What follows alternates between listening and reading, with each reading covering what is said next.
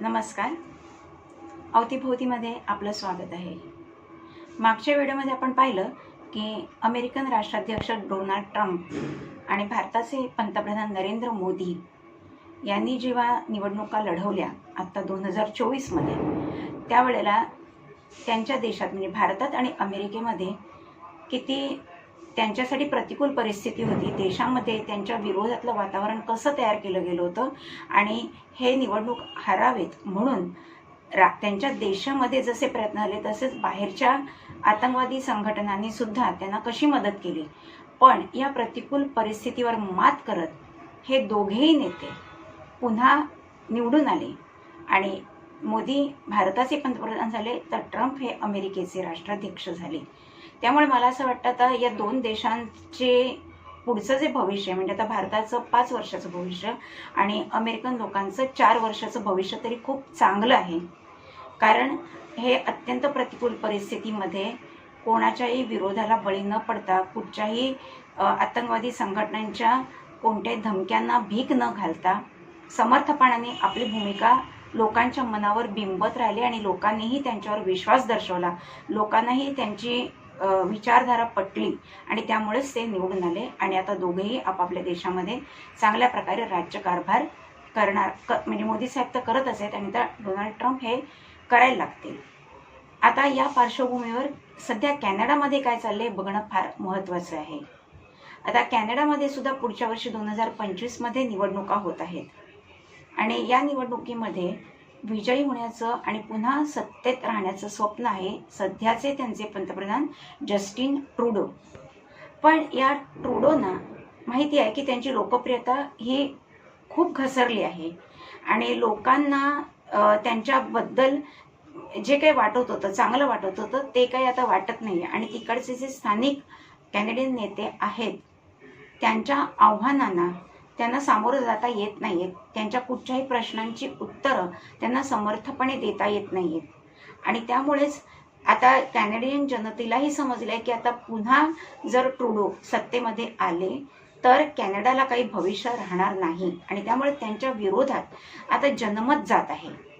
पण आता हे जे ट्रूडो आहे जस्टिन ट्रूडो हे इतके लालची झालेत सत्ता पिपासू म्हणा की ती सत्ता टिकवण्यासाठी ते हर एक प्रकारे प्रयत्न करत आहेत. यातलं एक उदाहरण म्हणजे तिकडे जे शीख खलिस्तानवादी लोक आहेत त्यांच्या नेत्यांना सपोर्ट करतात, त्यांच्या ऑर्गनायझेशन्सना संघटनेला ते प्रोटेक्ट करतात. जेव्हा निज्जरची हत्या झाली होती त्यावेळेला त्यांनी सरळ सरळ असं विधान केलं होतं ट्रूडो यांनी की याच्यामध्ये भारताचा हात आहे. त्यावेळेला आपले जे परराष्ट्र मंत्री आहेत एस जयशंकर यांनी सांगितलं की तुम्ही जर असं मोठं धडधडीत विधान जगापुढे करतायत तर त्यासंबंधीचा पुरावा आम्हाला द्या. आता पुरावा तर अर्थात त्यांच्याकडे नव्हताच त्यामुळे पुरावा देण्याचा प्रश्नच येत नाही. पण त्याच्यावर त्यांनी सर्वासर्व काय केली की आमच्याकडच्या इंटेलिजन्सचा म्हणजे गुप्तचर संघटनेचा असा दावा आहे त्यांना मिळालेल्या माहितीनुसार मी हे बोलतोय की भारतीय लोकांचा याच्यामध्ये हात आहे. आता हे किती हास्यास्पद आहे आणि याच्यातनं तुम्ही शिखांचं म्हणजे खलिस्तानवाद्यांचं किती लांगुलचालन करत आहात हे दिसतंय. आता सध्या त्यांचं जे सरकार डबघायला आलंय ते कोणाच्या आधारावर तगधून आहे तर खलिस्तानवाद्यांच्याच आधारावर आणि त्यामुळेच ते खलिस्तान विरोधी एकही शब्द खपवून घेत नाहीत. खलिस्तानवादी नेते जे अतिरेकी कारवायात गुंतलेले आहेत भारतामध्ये अस्थिरता माजवण्याचा प्रयत्न करत आहेत त्यांना ते काहीही करत नाही.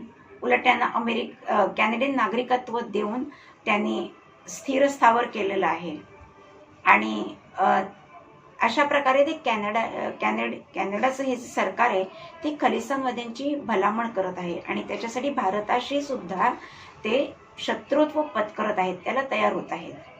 आता जेव्हा डोनाल्ड ट्रम्प हे अमेरिकेत राष्ट्राध्यक्ष म्हणून निवडून आलेले आहेत त्यावेळेला त्यांनी त्यांची भूमिका पहिलेच सांगितली की कॅनडामध्ये जे हिंदू आहेत त्यांच्यावर जो अन्याय होत आहे तो मी खपवून घेणार नाही आणि हिंदूंना मी संरक्षण देईन. आता याच्यामुळे कॅनेडियन सरकारची म्हणजे जे ट्रूडो आहेत त्यांची प्रचंड कोंडी झालेली आहे. कारण याच्या आधीचे जो बायडन सरकार जे होतं किंवा कमला हॅरिस यांचं जे सरकार होतं त्यांनी कॅनडाला संपूर्ण पाठिंबा दिला होता. ते या लोकांच्या हातातले कठपुतळे होते. ते जसे नाचवतील तसे ट्रुडो साहेब नाचत होते आणि खलिस्तानवाद्यांना रसद पुरवण्याचं, त्यांना सपोर्ट करण्याचं ट्रुडोना यांच्याकडून सांगितलं जात होतं. त्याप्रमाणे ते करत गेले आणि त्यानंतर त्यांच्या इतके आहारी गेले की सत्ता टिकवण्यासाठी ते आता कुठची तडजोड ह्या खलिस्तान समर्थकांबरोबर करायला तयार झालेले आहेत. पण आता ट्रम्प साहेब आले, त्यामुळे आता त्यांना असं उघड उघड दाखवता येत नाही की आम्ही खलिस्तानवाद्यांना सपोर्ट करतो किंवा संरक्षण करतो. यासाठी मध्येच एक नुकतीच 2-4 दिवसापूर्वी कॅनडामध्ये घटना घडली की तिकडचा अजून एक खलिस्तान समर्थक, ज्याचं नाव आहे अर्श भल्ला, अर्शदीप सिंग, त्याला अर्श दल्ला असं म्हटलं जातं. त्या अर्श दल्लाला त्यांनी अटक केली आहे. आता हा जो अर्श दल्ला आहे हा एक नामचीन दहशतवादी आहे आणि भारतातल्या पंजाबमध्ये त्याच्यावर 1 डझनापेक्षा अधिक केसेस या दाखल झालेल्या आहेत, गुन्हे नोंदवले गेले. हे गुन्हे कशा बाबत आहेत तर खून करणं, खंडणी वसूल करणं, लोकांना धमक्या देणं, खलिस्तान समर्थकांना शस्त्रास्त्र पुरवणं, त्यांना आर्थिक सहाय्य देणं, अशा प्रकारचे अनेक खटले भारतामध्ये त्यांच्यावर रजिस्टर आहेत. तसेच त्यांची जी संघटना आहे किंवा त्यांचा जो दहशतवाद आहे त्याच दहशतवादी संघटनेची पाळंमुळं केवळ भारतातच नाहीत तर युरोपमध्ये आहेत, दुबईमध्ये आहेत, मिडल ईस्टमध्ये आहेत, अनेक देशामध्ये आहेत. आणि त्यामुळे इंटरपोलनेही त्याच्यावर रेड कॉर्नर नोटीस बजावली आहे.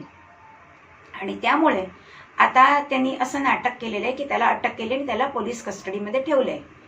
आता तुम्हाला माहितीच आहे, पोलीस कस्टडीमध्ये जरी ठेवलं असलं तरी 1-2-4 दिवसात तो बेलवर बाहेर येणार. आणि अजून एक असं कारण बोललं जाते की आपल्याकडचा जो दहशतवादी लॉरेन्स बिश्नोई, जो आता सध्या गुजरातमध्ये एका जेलमध्ये बंद आहे. नुकतीच मुंबईमध्ये वांद्रे या उपनगरामध्ये बाबा सिद्दीकी यांची जी हत्या झाली त्या हत्येमध्ये लॉरेन्स बिश्नोईचा समावेश असल्याचं बोललं जाते, संशय त्याच्यावर व्यक्त केला जात आहे. आणि ते जे 2 पकडले गेलेत अतिरेकी ते लॉरेन्स बिश्नोईचे साथीदार आहेत असा कयास आहे. तर या लॉरेन्स बिश्नोईचं आणि अर्श दल्ला याची दुश्मनी आहे आणि त्यामुळे हे जे लॉरेन्स बिश्नोईचे सहकारी आहेत ते अर्श दल्लाच्या मागावर आहेत आणि जिथे कुठे तो मिळेल तिथे त्याला संपवण्याचा त्यांचा बेत आहे, अशी माहिती खुद्द अर्श दल्लालाही आहे आणि कॅनेडियन सरकारलाही आहे. आणि त्यामुळे असा एक मतप्रवाह आहे की लॉरेन्स बिश्नोईच्या माणसांपासून अर्श दल्लाचं संरक्षण करण्यासाठी त्याला पकडण्याचं नाटक कॅनेडियन सरकारने केले. काय तो पोलीस कस्टडीत त्याला ठेवले, पोलीस कस्टडीमध्ये हा सेफ राहील, तिथे त्याची हत्या होण्याचा प्रयत्न होणार नाही, असा एक मतप्रवाह आहे. दुसरी गोष्ट म्हणजे अमेरिकेमध्ये खलिस्तानवादी समर्थक इतक्या मोठ्या प्रमाणात आहेत की त्यांची जी पार्टी आहे, ज्याचे मुख्य आहे जगमीत सिंग यांची एक न्यू डेमोक्रेटिक पार्टी आहे आणि त्याचं बरंच वर्चस्व कॅनेडियन गव्हर्नमेंटमध्ये आहे. तर त्यांच्या पार्टीचा पाठिंबा मिळवण्यासाठी आता जेव्हा हे सांगतील की तुम्ही अर्शदीपला सोडून द्या, जगमीत सिंग, त्यावेळेला ट्रुडो सरकारला त्यांना सोडून द्यावंच लागेल. कारण निज्जरची हत्या झाल्यानंतर हा अर्शदीप जो आहे म्हणजे अर्श दल्ला याच्याकडे सगळी सूत्र आलेली आहेत आणि त्यामुळे त्याला सोडवण्यासाठी NDA म्हणजे new democratic party, NDP new democratic party ही प्रयत्न करणारच आणि त्या प्रयत्नानं यश येणारच, असं एकंदरीत चाललेलं आहे. दुसरी एक महत्त्वाची गोष्ट कॅनडामध्ये सध्या घडत आहे, तिथे जे नगर कीर्तन समारंभ चालला होता त्यांच्या एका प्रांतामध्ये, सरे प्रांत तिकडे जो आहे तिकडे, त्यावेळेला खलिस्तान समर्थकांनी एक मोर्चा काढला. या मोर्चामध्ये त्यांनी खलिस्तानचे झेंडे फडकवले आणि अनेक घोषणा दिल्या ज्या कॅनेडियन सरकारला विचार करण्यासारख्या आहेत. या घोषणा म्हणजे इतक्या खतरनाक आहेत की त्यांनी कॅनडामध्ये राहून असं सांगितलं आहे की आम्ही कॅनडाचे भूमिपुत्र आहोत, आम्हीच मूळचे नागरिक आहोत आणि आताचे जे गोरे कॅनेडियन आहेत त्यांनी आमच्यावर आक्रमण करून आमच्या भूमीवर कब्जा मिळवला. तर अशा लोकांनी, अशा कॅनेडियन लोकांनी युरोपमध्ये आणि इस्रायलमध्ये परत जावं आणि जे हिंदू लोक आहेत कॅनडामध्ये त्यांनी भारतात परत जावं. हा आमचा देश आहे, आम्हीच या देशाला घडवलंय आणि या देशावर आमचीच सत्ता चालणार. आता इतकं त्यांनी जेव्हा घोषणा दिल्या, नारेबाजी केली, त्यावेळेला तरी ट्रुडोना भान यायला हवं होतं की आता हे त्यांच्याच मुळावर उठलेले आहेत. आता तरी त्यांना रोखायला हवं, पण आता ते त्यांच्या सपोर्टमध्ये इतके पुढे गेलेले आहेत की त्यांना तिथून मागे फिरणंही अशक्य झालेलं आहे. पण अशा प्रकारे जर हा सत्ता संघर्ष सुरूच राहिला आणि यदा कदाचित पुन्हा खलिस्तानवाद्यांचं वर्चस्व कॅनेडियन सरकारमध्ये निर्माण झालं तर ट्रुडो काय, पण कॅनेडियन नागरिकांचाही मोठा घात होणार आहे. कॅनडा देश बर्बाद होणार आहे. तो एखाद्या वेळी खलिस्तान म्हणूनही घोषित केला जाऊ शकेल अशी परिस्थिती आहे.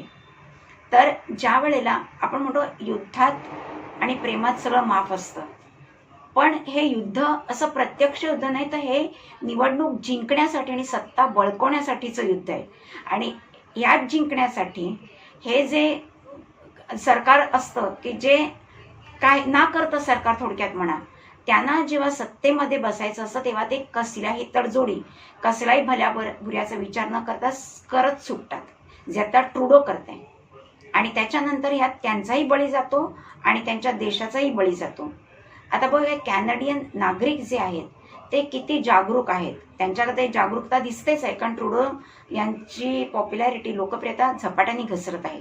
त्यामुळे त्यांची विवेकबुद्धी त्यांनी वापरून त्यांनी जर मतदान योग्य नेत्याला केलं, योग्य पक्षाला केलं, तर कॅनडा आणि त्यातले नागरिक जे ओरिजिनल कॅनेडियन आहेत ते सुरक्षित राहतील असं मला वाटतं. आणि आता आपल्या महाराष्ट्रामध्ये तुम्हाला माहिती आहे 20 तारखेला 20 नोव्हेंबरला विधानसभेची निवडणूक आहे. या संदर्भात मला आपले सद्गुरू वामनराव पै यांचं एक वचन आहे, त्याची सातत्याने प्रकर्षाने आठवण होते. तूच आहेस तुझ्या जीवनाचा शिल्पकार. जसं आपल्या जीवनात आपण जे घडतो ते आपल्याच विचाराने घडतो, आपल्याच कृतीतून घडतो. याच्यासाठी आपण आपले आई वडील, आपले मित्र मैत्रीण, बहीण भावंड, समाज यांना श्रेय चांगले झालं तर देतो, पण वाईट झालं किंवा काही नुकसान झालं तर आपण यांना दोषी ठरवू शकत नाही.